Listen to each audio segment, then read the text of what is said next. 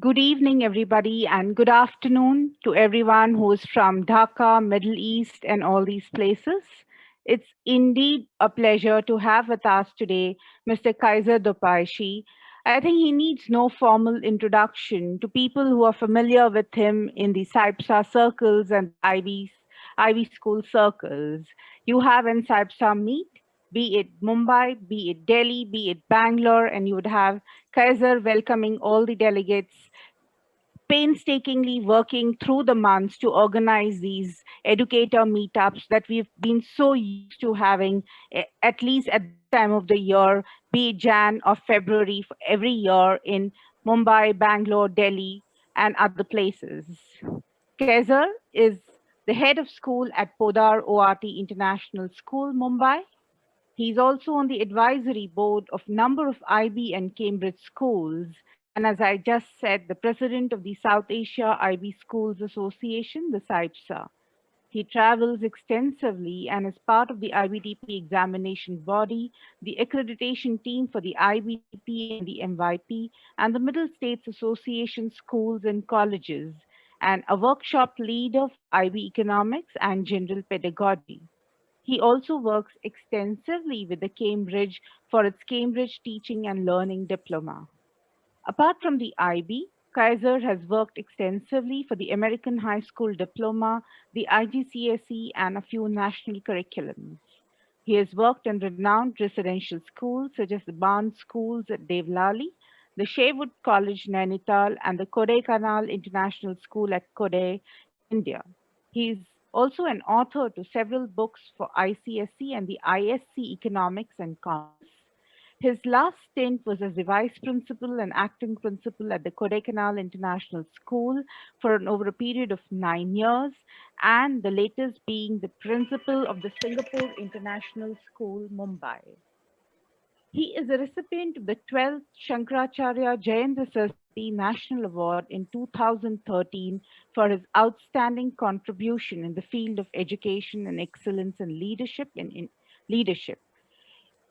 in education by India Today in 2017. The Forbes magazine March 2019 issue featured him as one of the best leaders in school education, and Fortune India. Univariety awarded him with the Future 50 High Leader Impact in 2019 for galvanizing IB education in India through community and collaboration. We are indeed fortunate to have Kaiser with us this evening, and I'll hand over the mic to Kaiser to speak to the participants. Thank you very much for Anuradha for that rather uh, lengthy kind of orientation to all of us about me. Thank you very much.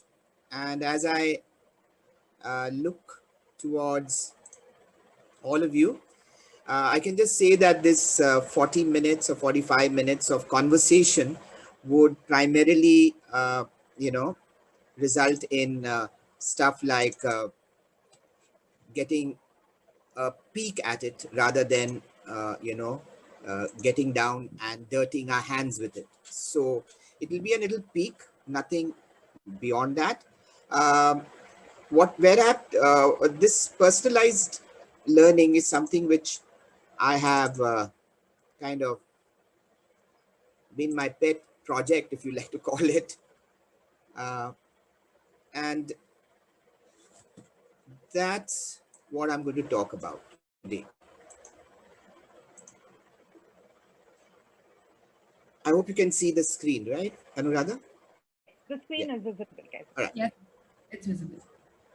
So we begin by saying that the shift from industrialized to the personalized one has been indeed a global one, and it's revolutionizing medicines and journalism and music and politics and self-expression.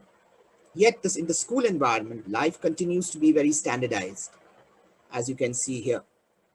We remain in a culture that promotes one curriculum for all, for one age group, and one grade at a time, and one set of tests that determine learning.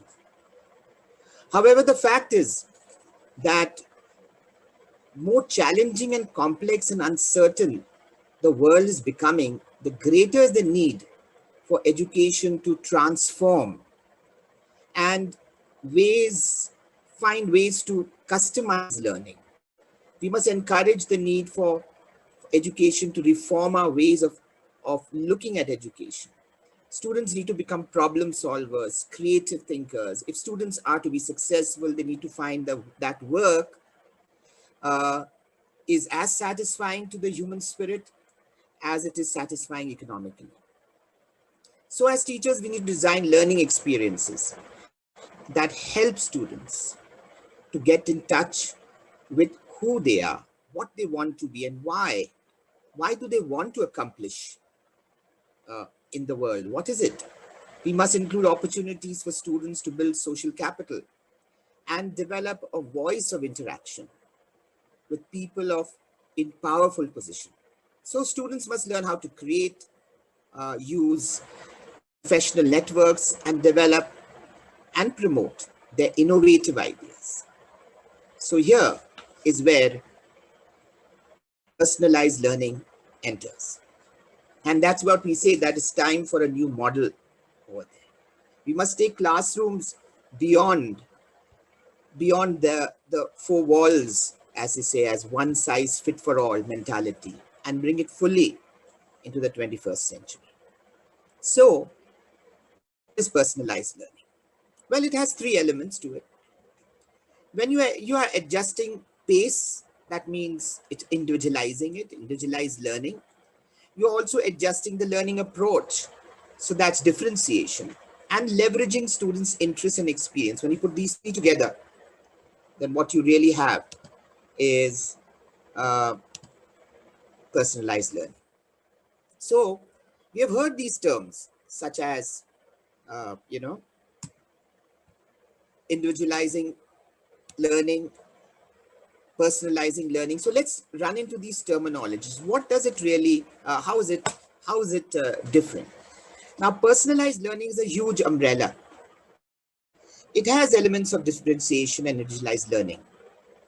And so therefore it's a larger umbrella. All right. So when we look at differentiation, what does it do?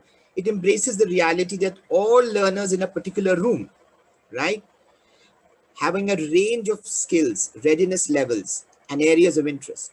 And in this model, the teacher starts where the student are to create a range of learning experience. And then the child is assigned or is asked to select themselves. So in the latter form, we say that's differentiation, where the student exercises choice.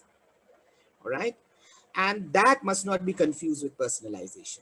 Situations in which students can select the resources or topics to explore, that's content differentiation. And how to investigate or develop an idea, well, that's process differentiation. And so the form of demonstration of learning, any form of demonstrate, the way you show your learning, well, that's product differentiation. So the differentiation encourages students' choice, but it is within the confines of what the teacher developed as viable options. Because here, remember, the teacher is still in control. Control of what? Of the design and the management of experience. So that's differentiation. What we said, uh, differentiation is really about, when we looked at personalized learning, we talked about adjusting the learning process. And that adjustment, we said, is happening through product, content, exploration, all right? And therefore, the process, content, and product differentiation are controlled by the teacher. Now, what happens in the personalized model? Here the doors are open to students to significantly shape what they do and how they demonstrate their learning.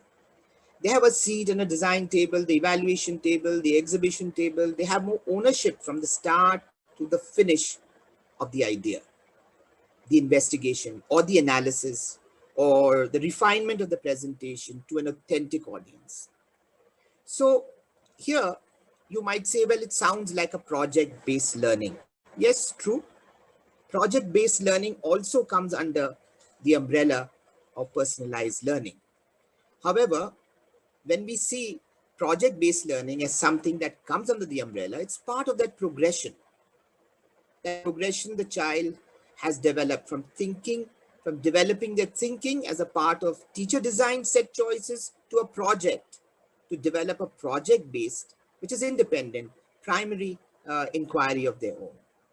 So project-based learning always has a challenging question or a problem, and the children have to inquire into it. And there's a reflection and a critique and a revision and a public product. And these experiences are vetted by examining them for voice, correlation, co-creation, and social construction and self-discovery. So you see, uh, that's the difference, right? Between differentiation and personalized learning. Now, when we look at individualized learning, what does that mean? Okay. Now, in individualized learning, we are looking at the pace of learning. The child learns at his pace. All right.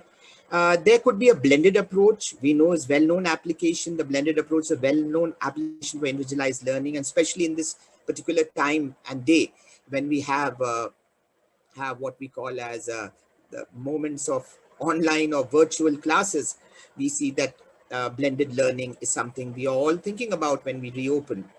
Okay, so here it could be technologies as computer adapted models, a software platform perhaps. It could be assignments which the students have been given, and but the teacher generates the playlist to complete these tasks.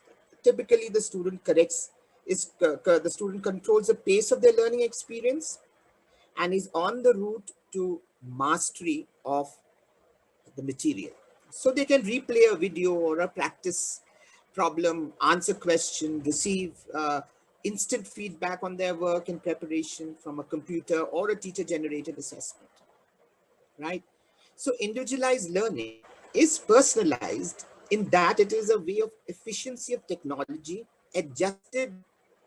adjusts the assignment and the pacing to reflect the needs of the learner.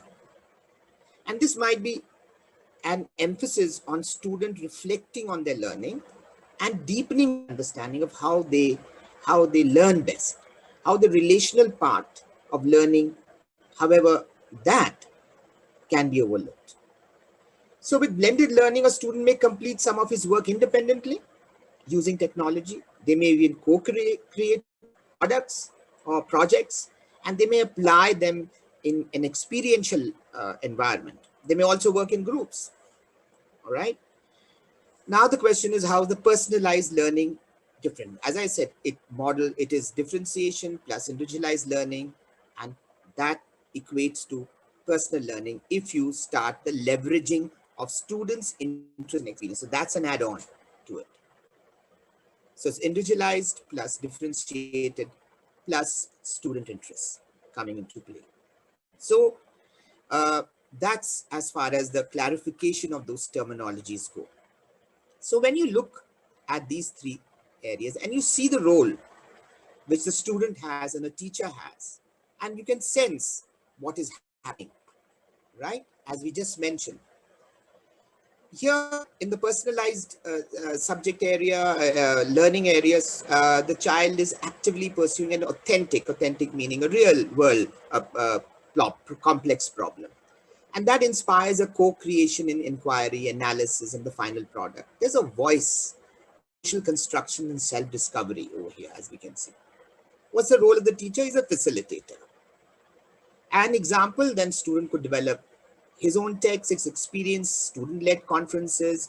Students achieve a mastery based on demonstration of ability and performance. When it comes to uh, individualized learning, well, the student's role is to control the pace of the topic as well as develop a mastery of his area. And the teacher here, of course, is driving the instruction, creating tasks which are related to a lesson plan. And the teacher may develop a lot of place lists, like Khan Academy, Dreambox, or Compass Learning, which are Khan Academy, Dreambox, or Compass Learning are technologically driven things which complement the learning which is happening, right? Or the child might just take that learning over there, but generally would complement. Here, the student's role in differentiation, he selects from a range of content and process or options and chooses one of them. And therefore, the teacher just tailor-makes the instruction on the individual student's needs and preferences. That's what happens. And that's what you get out of that method. When you come, therefore, use these 4 clear words over here, clear terminologies over here, and which is about voice, co-creation, social construction, and self-discovery. These are the 4 attributes of personalized learning. Let's take the first one. All right.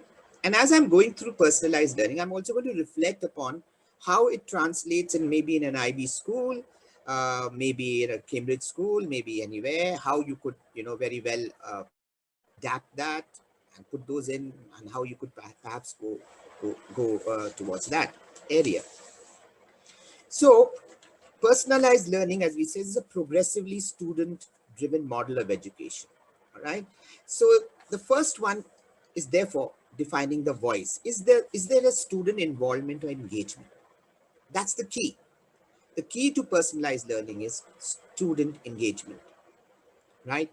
And so instead of the student being a passenger of the curricular journey that the adult has mapped out for students as valued participants, helping them to set curricular agenda and taking the wheels themselves. That's what happens, right? Uh, when we talk about voice, what we actually mean in personalized learning is to encourage students to recognize not just the power, of their own, right? It is of their own ideas, but how these ideas can shift and evolve through the exposure to the ideas of others. So that's the first aspect. So when we want to bring in personalized learning, perhaps this is an element we need to look at, which is called the voice. The second attribute is co-creation. And this means that the student with the teacher is able to develop a challenge or a problem or an idea to clarify what is being measured. That is the learning goals. To envision the performance or the product, which is the assessment. And then to outline the action plan that will result in an outcome, all right, that achieve the desired result. So through the regular co-creation, personalized learning requires students to flex and build their innovative and creative muscles. So it's actually about skill building both the left and the right side of your brain, right? But it is co-creative, right? The third thing we are talking about is social construction. So here, what do we mean? Is that students build ideas through relationships with others as they theorize and investigate in pursuit of common learning goals, right? And that's what Vygotsky in 1978 referred the social construction of knowledge as the idea that people learn that through dialogue and discussion, building on one's idea. Sometimes we talk about peer learning, right? The social construction. Teaching students to experience these processes helps learners to internalize, reshape, transform new information. This is real power. There is this real power in feeling that you're not alone, and that the sense of camaraderie that comes from working collaboratively to effect a change, to create a performance, or maybe to design thinking, create a prototype or build a prototype. So for student, the experience of individual bits of knowledge, ideas, and action uh, all builds into a larger and a better whole, which can be transformative and even magical. So those are the three pillars. The last one is self-discovery. And I believe this is important. That the self-discovery is the process the student comes to understand themselves as learners. Right? So obviously, the reflection part is becomes so important. Reflecting about their skills, sets, about their ideas, about how everything has kind of evolved. How have they evolved?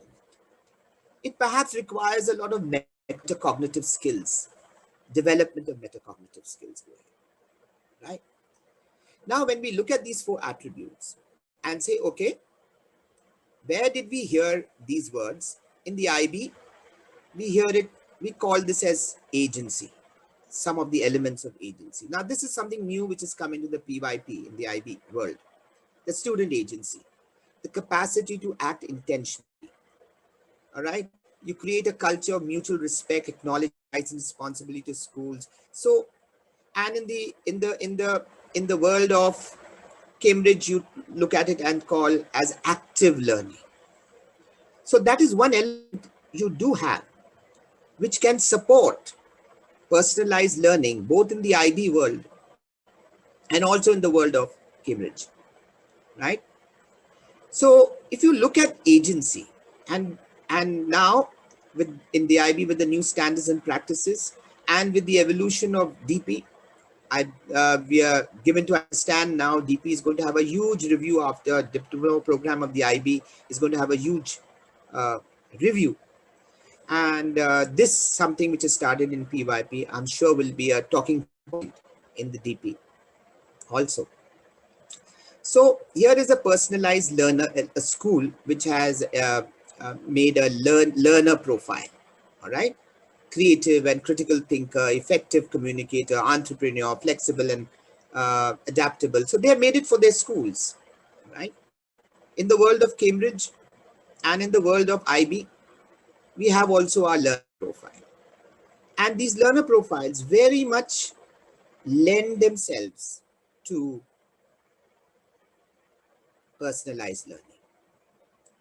So if you can just think of these words, we'd all be inquirers, thinkers, communicators, risk takers, if life were perfect.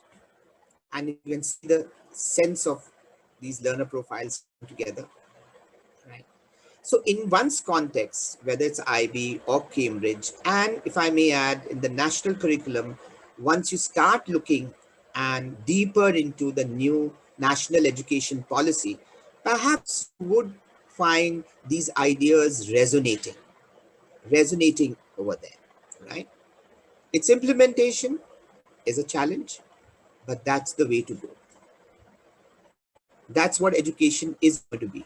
The pandemic has taught us blended learning, which is one aspect of this big umbrella word called personalized learning. Then over there, we also develop habits of mind. It's what a sense, a disposition for engagement and learning. And this is taken from the 16 Habits of Mind by Costa Kalek in 2018. And what sometimes we call that as soft skills.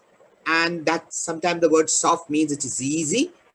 But the fact is that these skills, which lots of organizations, industry, etc., call it as a top skills which they are looking at, they actually require a greater deal of cognitive consciousness. It's not easy to build these.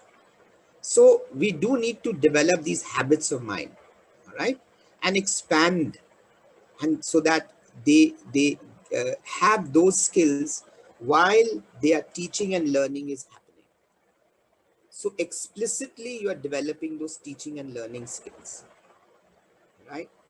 And you'll have a closer look at the habits of mind, all right?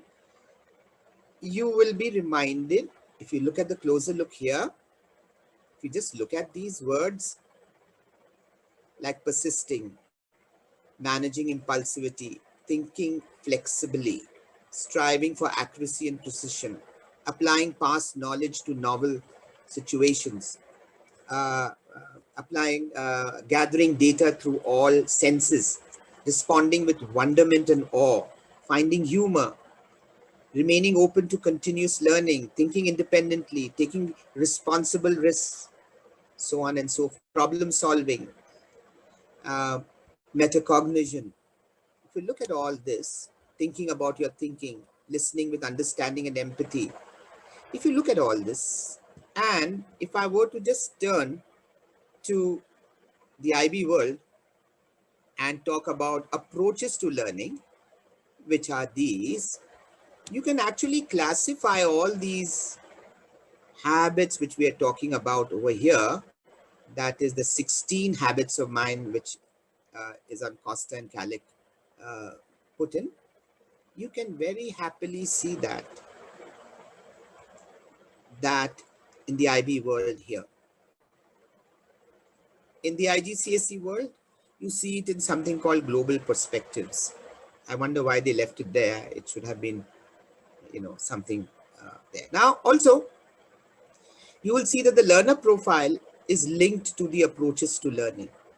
There's a link. So if you want to develop a certain set of a person with a certain set of dispositions or qualities, then you need to develop these habits of mind, and they are linked, let's say. So these are easy places for meeting grounds, right? And as you can sense, it is a holistic approach to learning, right? Now let's look at the approaches to teaching in personalized learning. What are we talking about? And if I were to open, the first one is student agency. For sure, this is a word which is coming in, right? We're saying it works well. It is about student agency. And engagement, student engagement, as I said, is a key to the facet of personalized learning. Similarly, when we talk about constructivism, it's a philosophy which says children learn best when they make meaning out of their own learning. And that is through the inquiry-based learning or through a project-based learning, where when you do through inquiry-based and project-based learning, quite happily holistic and transdisciplinary and interdisciplinary learning approach comes into it. You want social construction, so constructive learning comes in. You want them to be involved in authentic learning, experiential learning comes in, design thinking comes in, and lastly but not the least, blended learning comes in. So these are the elements which are there, and quite obviously when you look at it, it implies that the teacher's professional development needs to be ongoing anyway needs to be ongoing, and much more relevant and to the times of today, right? So now let's go to the looking at the broader picture. Now let's go and see, how does personalized learning looks like, feels like, and sounds like, right? So if you look at the instructional elements of it, you will see that the student and the teacher are co-partners. They are considering both the sequence and the content and the interest and the need, and the teacher is a facilitator, and the student are continuously revising the plan to modify, innovate based on assessment of progress, ongoing assessment, and the related habits of mind which are cultivated through it is questioning, creating, imagining, innovating, managing impulsivity, which is self-management skills, thinking about your thinking, which is metacognition skills, comes under, and persisting, which is again another self-management skill. Okay, that is resilience, which we talk about. So here we arrive at responding to the psychosocial development, the second aspect which I'm looking at. How do you respond? How does the how does the personalized learning respond to the psycho-social development? So there are four aspects to it. Let's talk about the first one, which is relevance. Relevance means the work has value for me. So the work challenges the students to apply his or her unique understanding to complex and intriguing problems, right? So what do students do? They immerse themselves in an idea or an investigation because they believe in it. They are interested in it, right? And the teacher, he is not a fountainhead of all knowledge. What he does is he networks with other experts and colleagues and then designs an authentic problem or challenges, uses authentic criteria based on industry standards or professional expectation if they're doing a project of that kind, making a prototype of that kind, and seeking out authentic audiences with whom the students could share their work and receive feedback to help them. So what does this require? It requires a student to be a lifelong learner, curious, inquirer, posing questions, posing problems, drawing from past, applying to new situations. So learning, unlearning, relearning. Process keeps going on, right? And it's important that to tell you that it's much more of a process-oriented education. It's not like teach and test and leave the rest, right? So that's when the relevance that this work has value for me, right? The growth mindset is the work of Carol Dweck, which has been written extensively, and a lot of us practice also. And this basically speaks to the belief that we all can learn, that we realize we can be better. So it's a more positive take on yourself, looking at that, and your belief that you can improve, that success is what we are created for. Okay. So the teacher then provides candid and constructive feedback to facilitate thinking and development. Now, of course, what I mean is a feedback will come if that mindset is developed. So if that growth mindset is like, no, I want to improve, I want to develop, and this feedback, it's not a defense mechanism, and I say, oh my God, feedback means a criticism. No, it's not a criticism. So that growth mindset needs to be developed in this area, right? And also from the student's point, where he considers his environment to be safe enough, where he can share his work and become open to improvement, that really requires real courage. So the role of the facilitator or the teacher needs to provide that environment, that conducive environment, where the child feels safe to ask those questions. And so then what happens? The learner uses to develop further the habits of taking responsible risks, remain open to learning, think flexibly and persisting. So that's the second aspect: relevance, growth mindset, and finally self-efficacy, which means I can study. I need to take ownership. I need to take ownership. I need to manage my own learning. The entire process, I'm going to say that is mine. From behavioral perspective, it's what we call a responsibility model, right? Where the child says, anything I do emits from the fact that I'm responsible for what I do. Right? And every time I do something, it has consequences, which may be good, may not be good, but I learn from it. And what does the teacher do? He helps in identifying curation tools. It could be maybe Evernote, Live Binders, project management tools. I've written all that there, or graphic organizer tools. What collaboration tools, learning management tools. So student reflects on how these tools can assist him in a given project, and then helps them to manage impulsivity, think about their thinking, which is metacognition, strive for accuracy, and think and communicate with clarity and precision. These are this is what we would say more like part on thinking skills, developing metacognitive skills, as well as self-management skills, right? Communication skills. Finally, the sense of belonging. I belong to this academic community. Now, what does this mean? This means, how do I fit into the community? Do we accept and celebrate differences? And student finds value in listening and to and interacting with others. Does he find that value?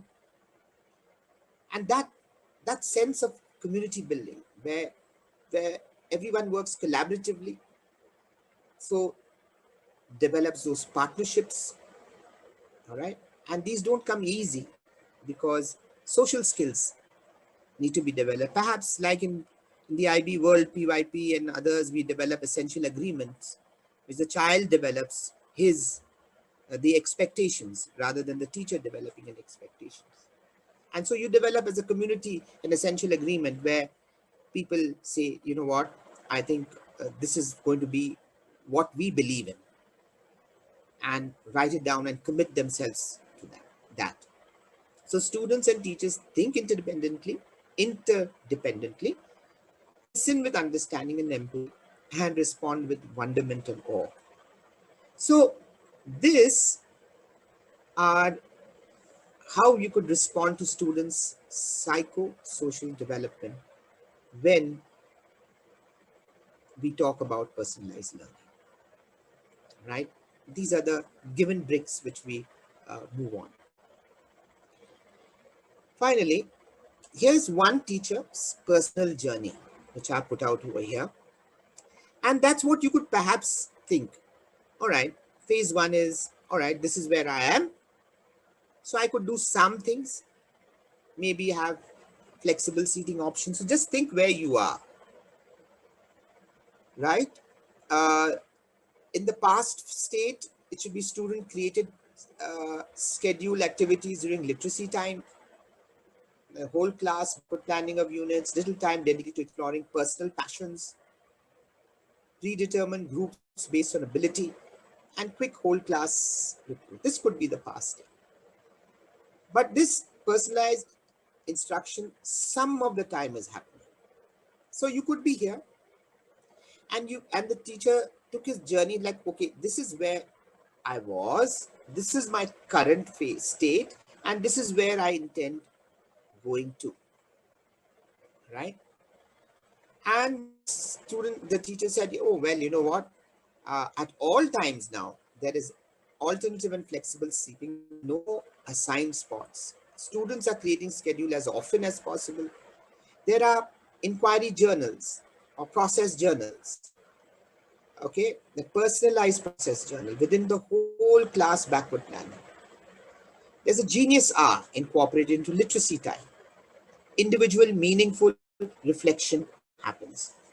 This is also one of the wonderful ways the genius hour was talked about by John Spencer, and he said if it is properly structured, genius hours can encourage creativity and enable students to take learning into their own hands. And in the genius hours, what they did was basically worked on design thinking. And design thinking begins with the premises of tapping into students' curiosity and allowing them to create, test, and recreate. So that's how they did. And this phase two, they went into design thinking, which empowers students design thinking. And they came up with the teacher came up with a thinking framework called launch cycle. And over there, they launch L standing for look, listen, and learn. And then after you look, listen, and learn, what's the next thing you do is you ask questions. Ask tons of questions. And once you ask the tons of questions, then you understand the problem or the process. And once you got that, you've understood the problem, then you navigate through ideas. And once you navigate through various ideas, then you create a prototype and you highlight and fix, right? So that's what happened in that Genius Hour. This is something very interesting. Some people could call it a project time, whatever, but perhaps if you can look into this part, this is very interesting stuff there. Students redesign their physical environment and learning blocks. Now, the dream state is what the teacher is looking at. Reach out to community members, involve students to make connection with real world experts. Students seek out to solve real world problems. Students need a tinker lamp or a space to address other areas of need at our school. Integrate content all day with no breaks in subject areas and group based on student self-assessment needs and interests. So that's the dream state in which they were looking at. Going further on this, what they noticed was when in the past state there was little accountability in personalized. See, personalized learning can look very chaotic, disorganized, but it's actually planned. Right? There's a plan behind. There's a method in the madness. All right. So you had, and when the teacher was in this second phase, it was meaningful accountability of system for personalized learning times with focus on process. You had reflections, individual and self-assessment. When you looked at content time in the phase one, the teacher structure, sometimes integrated, sometimes integrated. Okay. There were independent practices, stations were there. When you looked at current state, those student structures were more integrated and content time. So what I'm trying to suggest here is like how from the past stage, you make those little baby steps and you can actually get in. And also what I'm trying to say, it works well with the international curriculums for sure. And then if we are looking at a school of competence and school of the 21st century, if we are looking at that, and if you're having that vision that the national education policy, which is talking about, is also talking about all these things. All right. So you can see the dream state of affairs, student structure, more integrated time, and the student-led authentic inquiry projects that make a difference. Right. Now when we look at the teacher to parent communication, it was like through a newsletter, etc. Now in the current phase, student to parent communication, the kids were maintaining the blogs, adding e-newsletter, talking to their parents. This is what we learned. And the dream state was the student run social media account for the classroom used to highlight student work and update stakeholders on project. The idea is they take ownership of their learning, communication. So you can sense what I spoke about. The first part I spoke about was instruction. The second part was accountability.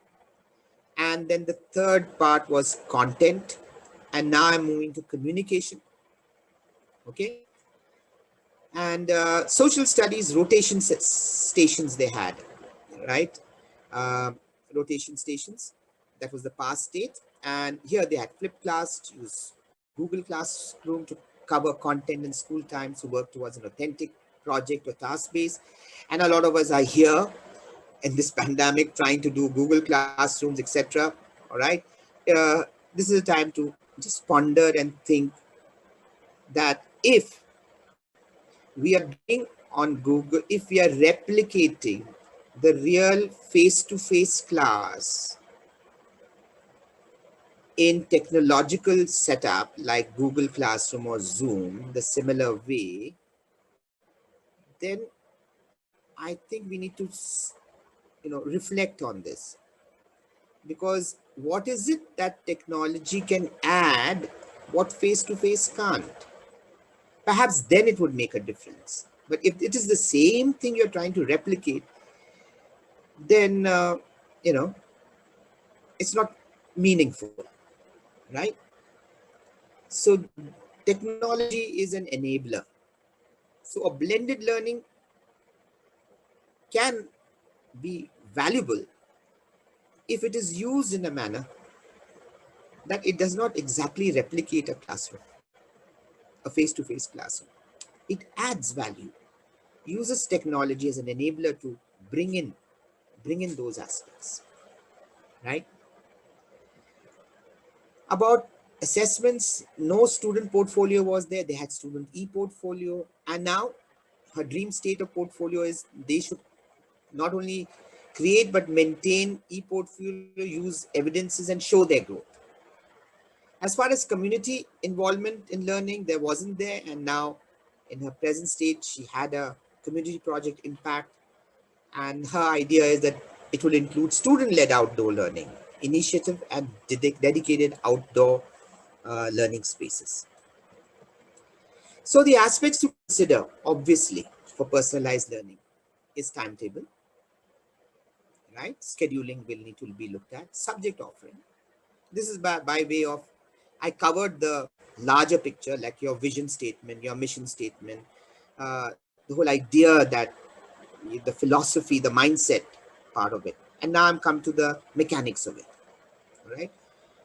Passion projects, skill development, involvement of stakeholders, for sure, not just parent body, but people from outside world need to add to that building of, of personalized learning framework. Blended learning, as I just talked about. Assessment, what kinds of assessment are we looking at? Maybe or what kind of reporting are you looking at? Okay.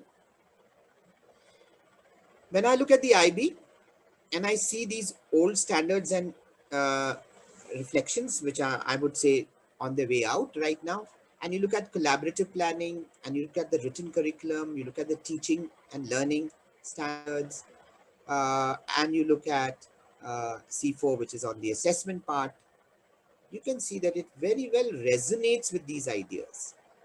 It, it definitely resonates with a lot of these standards and practices. If I look at C16 over here and say collaborative planning and reflection incorporates differentiation for students' learning needs and style, well, personalized learning goes much beyond that.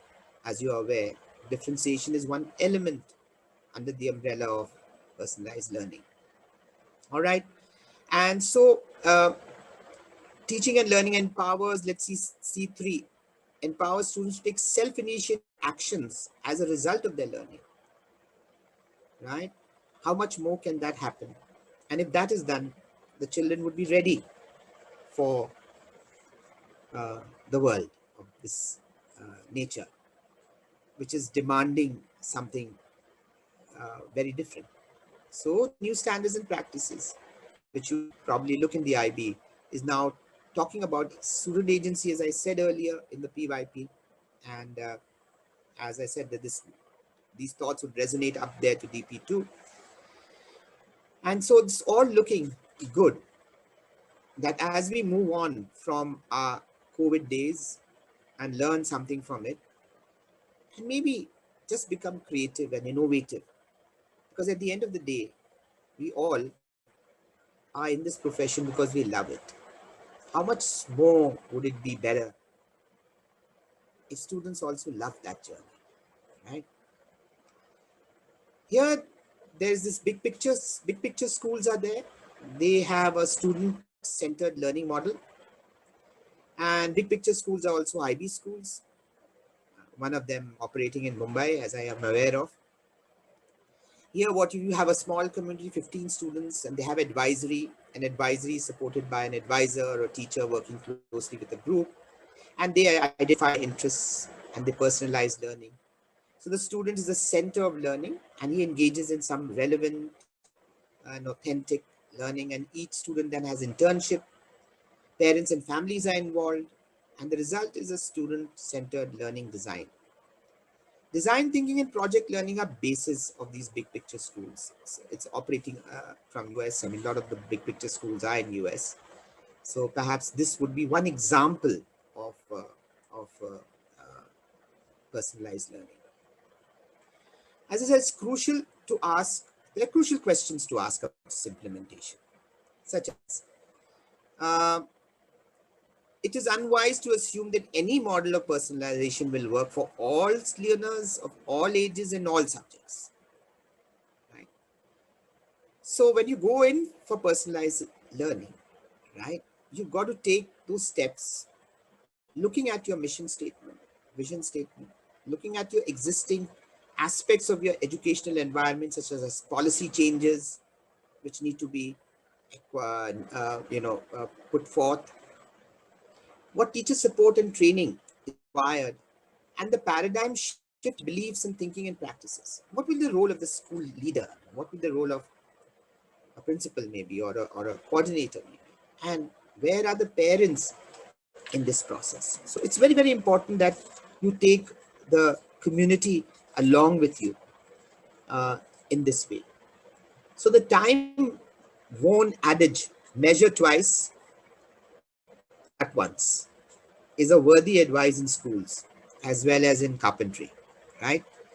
So this means engagement, right? Because we know we are onto a task of doing something really, really valuable, which ensures that student learning is up there. So these are the essential elements of personalized learning: learning, teaching, infrastructure, which you require, right?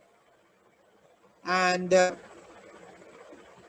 I like this quote of David Miliband. He says, decisive progress in educational standards occur when every child matters.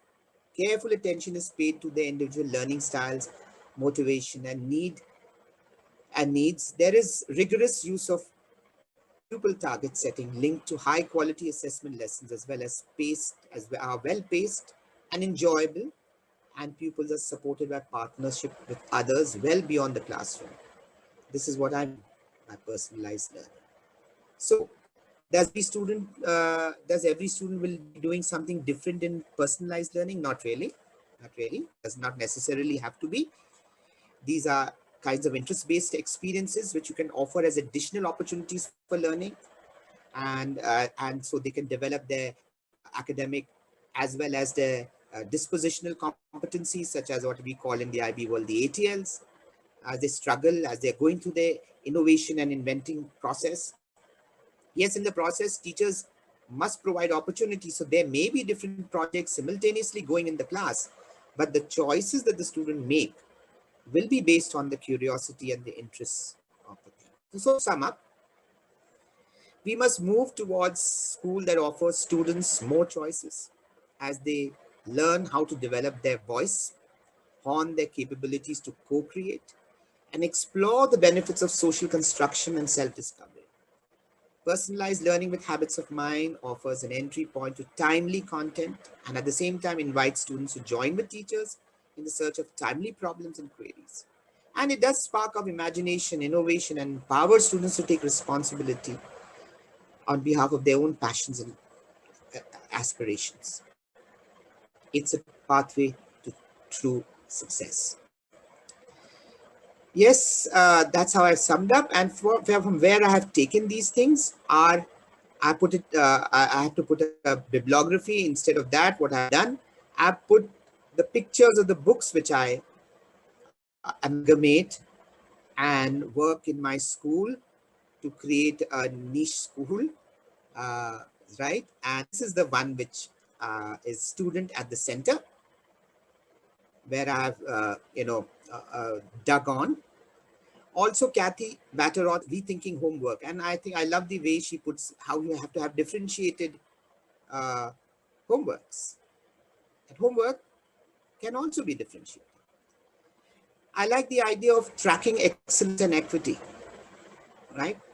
And that I think is necessary. You need equity as well as you need excellence. So how do you process them? And of course, I give you this example of the big picture schools by Dennis Letty. The differentiated learning, there's a lot of sense which Carol Tomlinson talks about, and perhaps she has given her views also on personal learning and how you need to be careful on what. And Marin Duquette's book, which is Give Student a Say, which is on assessment, smart assessment, practices to empower and engage. And it's forwarded by John Hatie, who's one of the good, lovely writers. Righto. Thank you, sir. If you have any questions, participants, please feel free to put them in the chat box. If you want to ask your question directly, please use the raise hand option and we will allow you to unmute and ask your question. I think that's been a great 50 minutes. Also, thank you for sharing the books that you've been referring to. I think it will be very helpful for everybody who has been attending this session. Participants on Facebook, if you have any questions, please feel free to put them in the comments and we will relay your questions here. I hope you, uh, you know, take it as something, all of you are young, passionate. Some of you are young, passionate. I don't know. There are teachers I can see, Neelam Mishra and some other people as teachers I can recognize in the columns over there. I assume there are a lot of teachers there. Okay, and you have a journey to undertake, and we kind of are now like old fogies in this area, and this is the pathway. So it's really, you guys are doing a wonderful job out there, and I'm sure some things which we will learn on the way. So we have a question on Facebook from Miss Shalini. She says, could you elaborate a little bit more about the Big Picture School? Okay. All right. Okay. The Big Picture School, uh, as I just mentioned, I might as well take you to that little slide I had, is this one, which I'm talking about. And this Dennis Letty had started this idea, which is on project-based learning and design thinking, fundamentally. And there's the idea, as I just explained to you, is that the school is constructed on an advisory system and 15 kids per advisor, and they co-create and generate ideas. Okay, so, and it can work well in an IB school. I've seen IB schools work that in. It's a you've got to marry that process well, is what I would say, if it is in the IB school. Okay, so the big picture is also using is about personalized learning, and a lot of industry or business aspects are seen greater here, of involving the outer world, so that when you go out and you get into the the world outside, perhaps have those 21st century skills of what I say, relationship, relevance, and rigor. All right, these are called the 21st century skills. Okay. Yeah. All right. I think we have a question from Ruchika Sharma in the chat box. Are we thinking about teachers' agency also in the new change of learning? Good question. Very good question. Excellent. Yes, the thing is, teacher agency comes, I guess, when you're talking about school management, right? In the sense of, what agency you are talking about. And that's a very good question. When it comes to learning, I think center of it all is student. All right. So yes, if the student teacher agency is about developing student agency, then I think that's good teacher agency.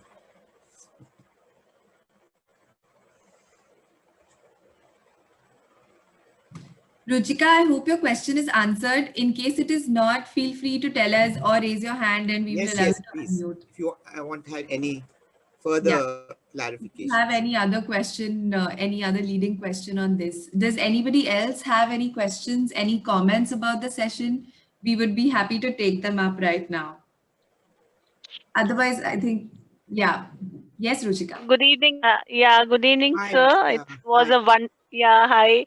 It was a wonderful learning from you, sir. But the only thing which was bothering me was about teacher agency, sir.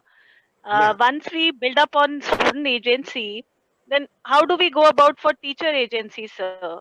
Are they correlated, or what it is? I'm Uh, really clueless about it. See, it's I would say yes, they are correlated in the sense that an organization working on student agency would talk in terms of giving autonomy to its own teachers, right?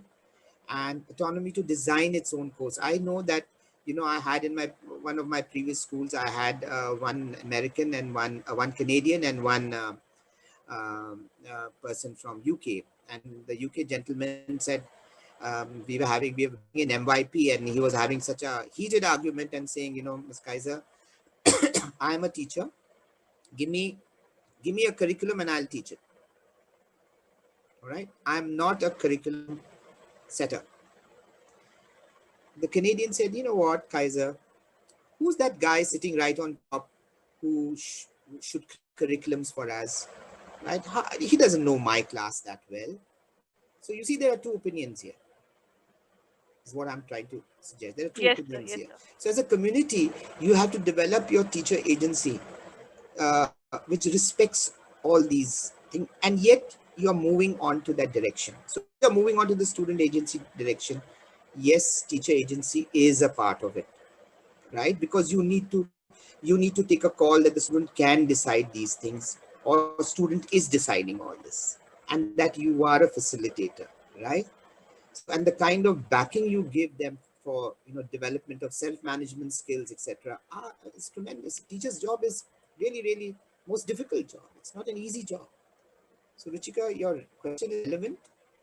There are no clean Yes, sir. answers here because there are no clean pathways, you see. Yeah, sir. Is there any process we are working on it for teacher agency, sir? Uh, Teacher agency, no, not really, because the word teacher is going away to being a facilitator, right? And so, Right. yeah, so it's like that. But when you're talking about agency, it simply means giving more autonomy and ownership. And that depends Okay. on leaders, right, in different schools and the management where that process can be put down. Right? And So that's there in your a standards. deep thinking is required right now, sir, from the IB also on this teacher agency, sir. Ruchika, you are from which school? Sir, I'm from Indian Public School, Coimbatore, sir. Okay. We have met then somehow, I think. Yes, sir. Yes, Yeah, sir. yeah. We have met, sir. Thank you so much, Nice, sir, nice for the questions. details. Thank you so much. Thank you so much, sir. All right. I think the session, there is one last question, sir. Can we take Archana. that? Archana, Dr. Archana. Yeah. Hi, Archana. Hi, sir. How are you? Good. Nice to see you smile. Yeah. So I was just wondering that you're just talking about teacher agency, and in India, how IB schools have. I mean, they're coming up very fast. But do you think that teacher agency is going to work? Anything constructive Hmm. works. As good teachers, we all have to be patient, right? Yes, it's a journey, never a destination. Right. True. Look at democracies. America is 200 years old democracy, and look what happened. Yeah, I know. The journey. Okay. You are so optimistic. Thank you for that. Thank you. Where are you from? I'm from Bangalore. Last SIBSA, I headed the TOK session in CISB. Oh, you're where? You spoke to me. Yes. I can kind of recall. Yeah. Yeah. Which And, school are you now in? I'm in Christ Junior College, IBD. Right. So what happens is that new schools take a lot of time to understand what you just said. Our school right now is struggling to get the things fixed for differentiation itself. So sometimes my ideas are not so popular. They say, okay, let us have our own journey. That's true. We need to evolve. But sometimes, old IB teacher, I feel, okay, can we move a little faster? As old IB teacher? Old in the sense, for experienced, yes. Okay. 10 years in IB. Otherwise, I have 23 years of higher education. So that's what things are. Yeah, and what you were telling today in the session, I was just going back to my TOK class. All these activities and these elements of personalized teaching and learning keeps on happening now and off and on in my class. So I think that is the bigger picture we need to fit in very fast. So how can it become something much more consistent, right? Yeah. In your class, and I think that's through social interactions. What personalized learning, we are talking about social creation, or I might say collaborative practices, right? So we can disagree. That's not a problem. Disagreement is never a problem. Yeah. It's in fact an opportunity to perhaps seek new ventures, new grounds. So I love when people disagree. Yes, yes. I also encourage my students Because you to. can engage, no? Yes. So long as minds are open, Yeah. there's an engagement. Absolutely. So your thought muscles over here, not Yeah. physical muscles, but mental muscles are being Right. ignited. I think Mm. that's what we need to do with kids, right? Yes, it's true. Right? And in both body, mind, soul, the whole thing. It comes as a package, right? That's why we say why we have to take one child at a time. Right. So I think leading to that, we have a couple of more questions that have just dropped in. One is that how far are we from personalized assessments now that we seem to be emphasizing on personalized learning? All right. So personalized assessments. See, when we are looking at personalized learning, we see that you are on a developmental continuum, right? So it's not about grade 5, grade 6, grade 7, grade. Who says you are grade 5, grade 6? It's a continuum. So you look at like after 5 years, you have maybe an IGCSE exam, let's assume. So 6, 7, 8, 9, 10 is a continuum, right? And you charter through that continuum, offer the child subjects and stuff which can go. So you are not you are we have glimpses of this happening in our school. You have differentiation happening for sure. You have individualization happening for sure in some cases.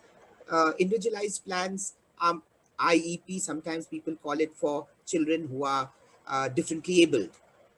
But my question is, you need an IEP perhaps even for those who are not differently able. And so it's not about an IEP. That's what I'm coming to. So there are snatches of it. We just need to join the dots.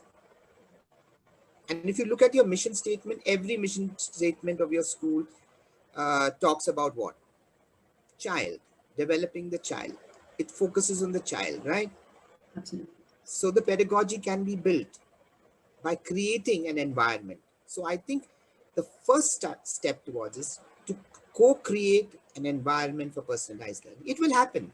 It's just a matter of time. And international schools, IB, IGCSE will be the forefront people taking it up. And then, of course, others will follow with their national education policy, I assume, which will take long. In India, implementation is always not very neat Yes, and tidy. but at least we're hopeful that there is a change and we will see Yeah. a better future for sure. Sure. So I think with that we come to an end to today's masterclass. It's been a great 1 hour for all of us, sir. Thank you for being so patient and answering all the questions that came in as well. And we've thoroughly enjoyed the session with you. Thank you so much. Thank you to all the participants who were here with us on Zoom and on Facebook. Have a great evening, everybody. And we'll see you at our next masterclass in the month of February. Have a great evening. Take care. Bye. Thank Bye. you.